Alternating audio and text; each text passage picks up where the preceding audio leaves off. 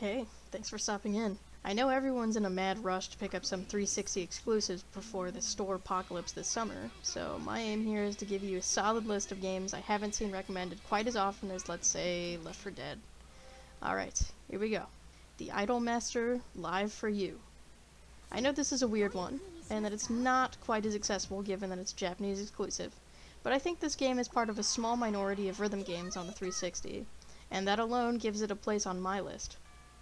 Idolmaster is a Bandai Namco franchise that started in 2005, with this one debuting in '06. Most of us already know that the 360 was pretty dead on sight in Japan. It barely had any market appeal there.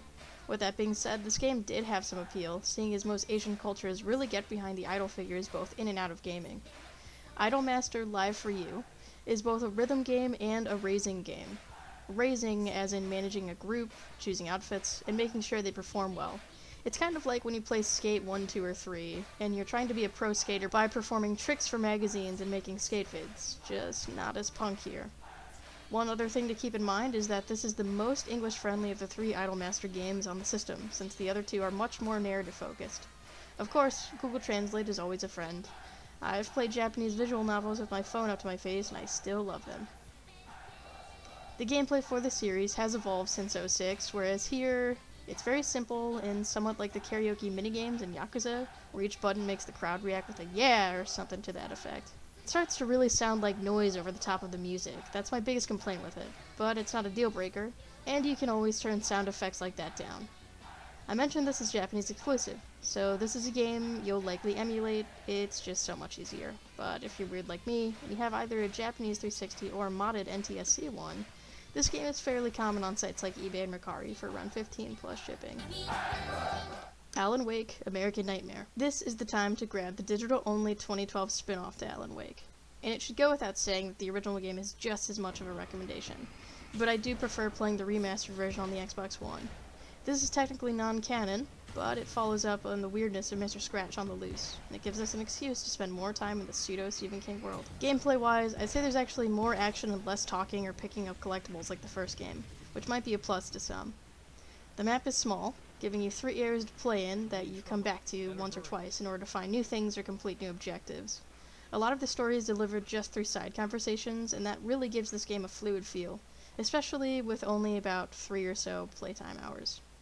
It's short, but it's only $10 in the store. And speaking of, you can also get it on the Xbox One, so if you're already experiencing FOMO, given all the hype around paying big money for 360 games right now, then this can wait, but do get it at some point. Beautiful Katamari. Katamari as a series always delivers, and this one is no different. With a 2007 release date, this game definitely improved graphically and mechanically from the 2 PS2 games and 1 PSP game that came before. I used to struggle with the stick movement on the other games, but this one felt much more streamlined. Even though it's basically still using the left stick for up and down, and the other stick for side movement, the 360 controls seem to be more accurate with less floating. Your ball feels heavy in a way that doesn't have you fighting it, and you can gain such a momentum, picking up lots of people and objects. The things you pick up become collectibles, and they're genuinely fun to try to figure out how to either get big enough to grab, or to figure out how to even get to them.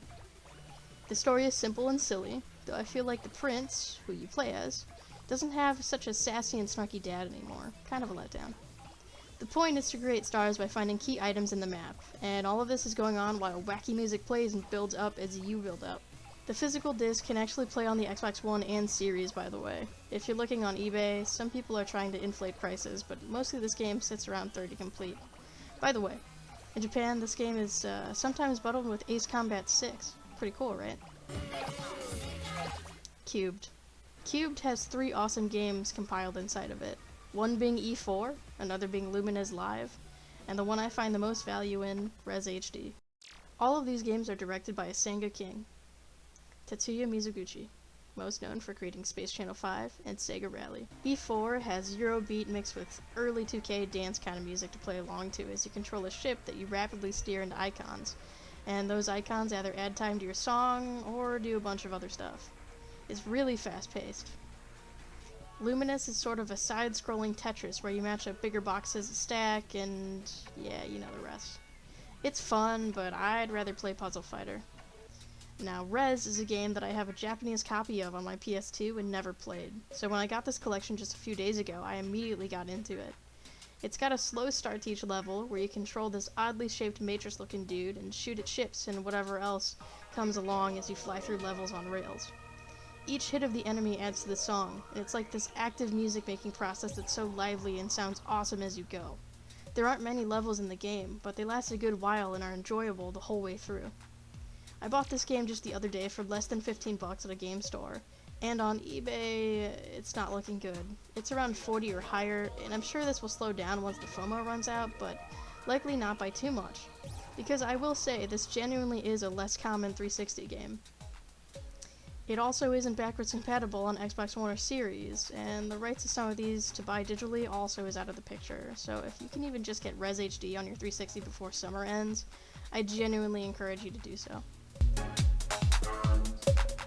Guilty Gear 2 Overture. I've always liked the Guilty Gear series, regardless of if I'm good at them or not, sadly. But I have never seen a series throw out such a curveball as Overture did. It's the first 3D game in the series, and it's got more in common with Dynasty Warriors than any of its 2D fighting game predecessors. It's also one of the few games that are considered canon story-wise. It's sort of also a real-time strategy game that has insane combos and button inputs to remember. It's honestly so weird and inaccessible in some rights that I feel a little hesitant to add it in the list, but if you're into the right kind of strange like I am, then you won't want to skip over this for the music and atmosphere alone. The story is simple and decent enough. You follow Sin and Soul as they stop some end-of-world attack Valentine is trying to pull off. Along the way, you find a big cast of characters you already know, and they feel very in line with how you already expect them to be. Oh, and fair warning, some of the bosses are nightmarishly tedious or ridiculously hard-hitting. To buy Guilty Gear, it's fairly cheap, around 20 or so complete. One downside though, this is not backwards compatible on One or Series. Import Tuner Challenge. I love racing games. For the longest time I wanted to race professionally, and all that stemmed from my love of Gran Turismo 3, Crash Team Racing, and of course, Ford Mustangs. Initial D is an anime I got into later in my teens, and the tie-in games aren't as common to find as an, in my opinion, inferior Need for Speed game. This game, though, Import Tuner Challenge, gives Initial D a run for its money. Car customization up the wazoo on top of awesome licensed cars like a Mazda RX-8. Ugh, I'm in heaven just thinking about it. The maps are also beautifully lit, really feeling like you're in Tokyo at 2 AM while simplified electronic jams play. It's a vibe and a half. The car handling is also pretty good, being a spiritual successor to the Tokyo Extreme Racer series. Oh, and if you lose a match, you can free play the map to learn it better. I wish more games did that sort of thing. Listen, I should make a whole video about this game. If you like racing, this is not one to skip. Except for the fact that it's really expensive now. And of course, it's not backwards compatible with the One or Series because car licenses always expire pretty early into a game's lifespan. It's around $60, and it's not even on the 360 store, which really sucks. If you can trade something in and get some money to afford it, I'd say go for it, though.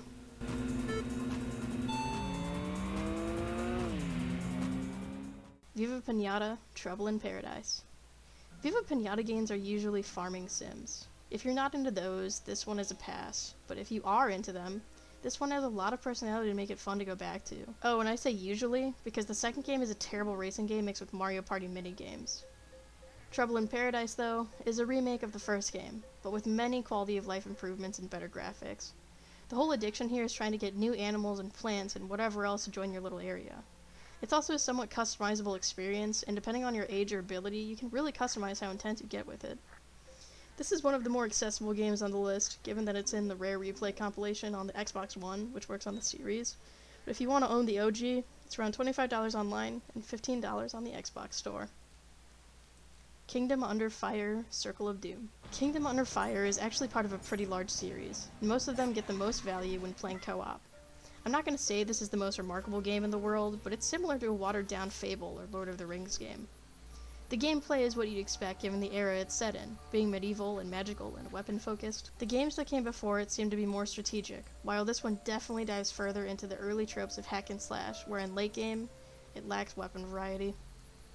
Now, if you want to turn your brain off kind of co-op experience and you want to buy this game, it's very cheap, only around $10 or so physically. The whole series is cheap actually, but you can't play a lot of them on the 360, being stuck on the OG Xbox. The info seems a little fuzzy, but I don't believe this is backwards compatible on the Xbox One or Series either. Earth Defense Force 2017. There are lots of Earth Defense Force games, 3 being on the 360, but only this one being exclusive. They're all similar, cosplaying as Starship Troopers and fighting bugs whether they deserve it or not. I wish one of these games went all Ender's Game on us at the end.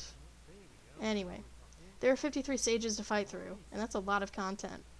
The gameplay is fun and always moving, giving you unlimited ammo, crazy weapons, and tons of things to fight. Huge plus is that there's local co-op.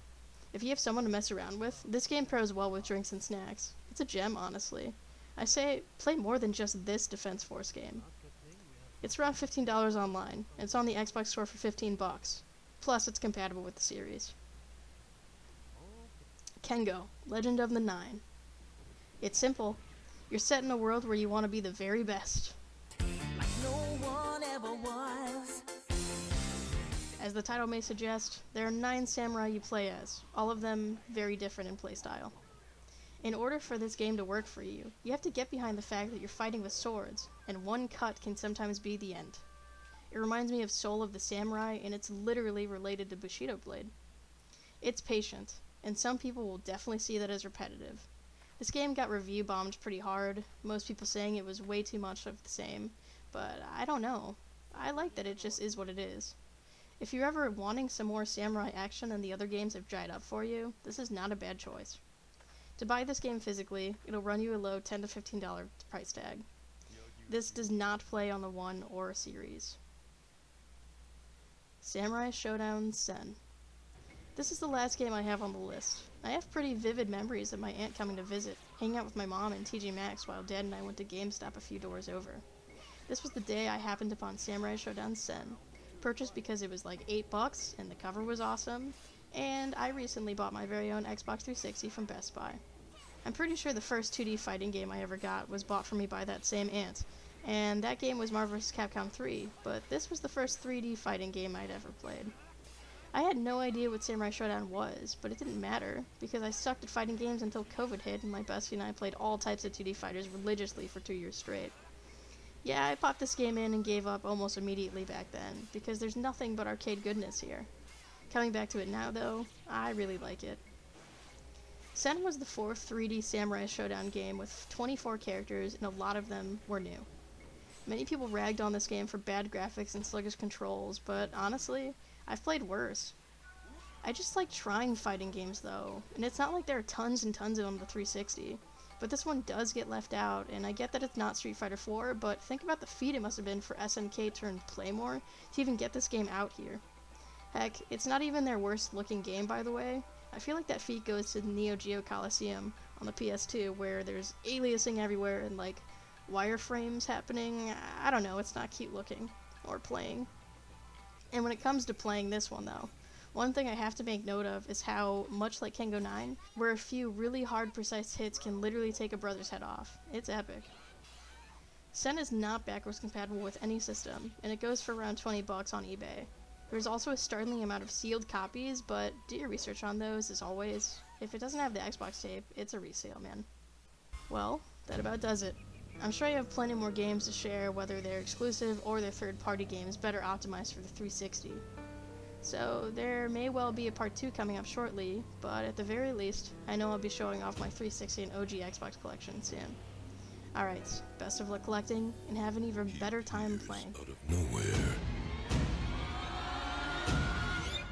You've always wondered, who's behind the mask? The answer is you. When hunger strikes, it's up to you to strike back. Hide. Creep. Sneak.